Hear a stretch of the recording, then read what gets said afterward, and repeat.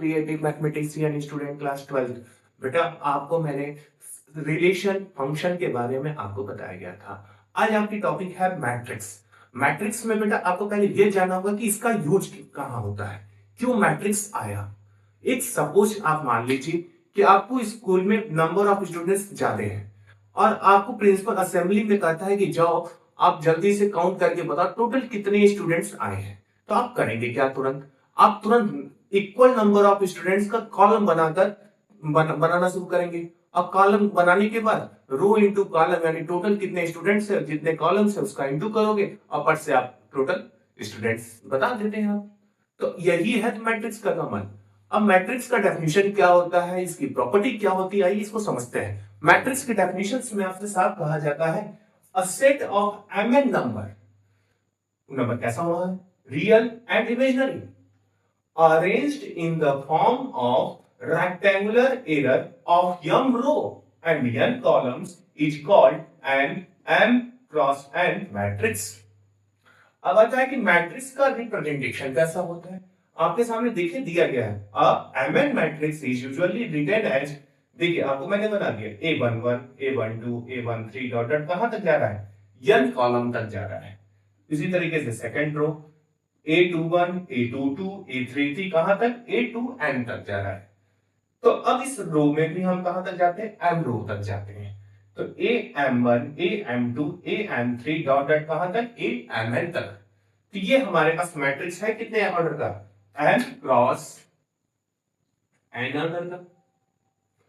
अब इसी का मैट्रिक्स फॉर्म क्या होता है, in compact form of the above matrix is represented by A equal to Aij m cross n, या इसी को हम A इक्वल टू Aij भी दिखा सकते हैं। अब आपके पास होता है कि ये Aij है क्या बेटा, ये Aij हमारे क्या है, एलिमेंट्स है मैट्रिक्स के। देखिए नीचे मैंने बताया भी है the number A11 A12 A13 etcetera are known as the elements of the matrix A। अभी तक आपको मैंने डेफिनेशंस बताया, अब आपको बताना है कि उसके कितने टाइप्स हैं। तो टाइप्स में आइए स्टार्ट करते हैं। फर्स्ट टाइप आपको कहता है रो मैट्रिक्स। देखिए ये तो नाम में ही लिख दिया रो, यानी एक ऐसा मैट्रिक्स जिसमें केवल एक वन रो रहेगा। देख लीजिए आपके सामने, a matrix having only one row is called row matrix. Second क्या कहते हैं, कॉलम मैट्रिक्स। कॉलम मैट्रिक्स नाम ही आ गया तो मतलब केवल एक सिंगल कॉलम मिलेंगे आप।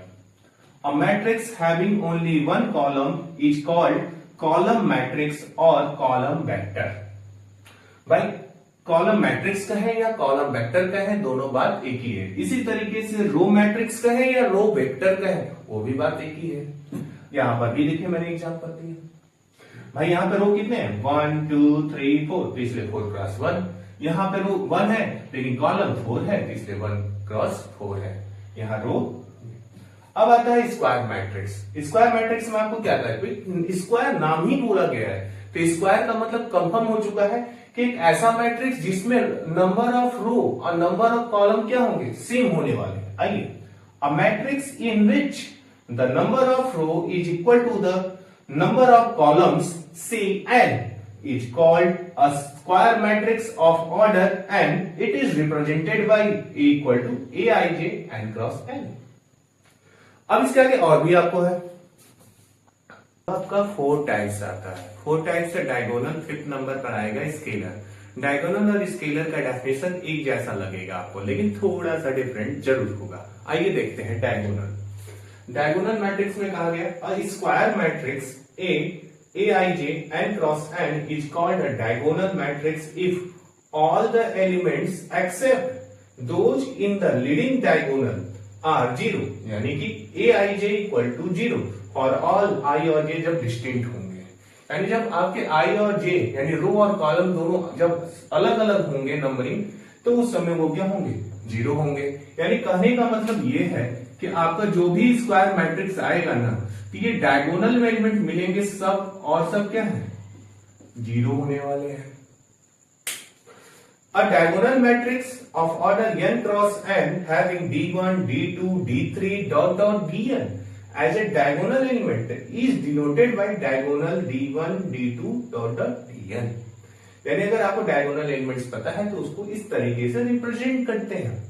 अब आता है स्केलर, देखिएगा स्केलर में कहा गया a square matrix aij and cross n is called a scalar matrix if पहली कंडीशन क्या करता है aij equal to 0 for all, ये भी फॉर ऑल का साइन है, i does not equal to j, यानी कि रो और कॉलम दोनों डिस्टिंक्ट अगर है उसके नंबरिंग्स तो उस समय क्या होंगे, वो 0 होंगे, यानी यही वाली प्रोसीजर है।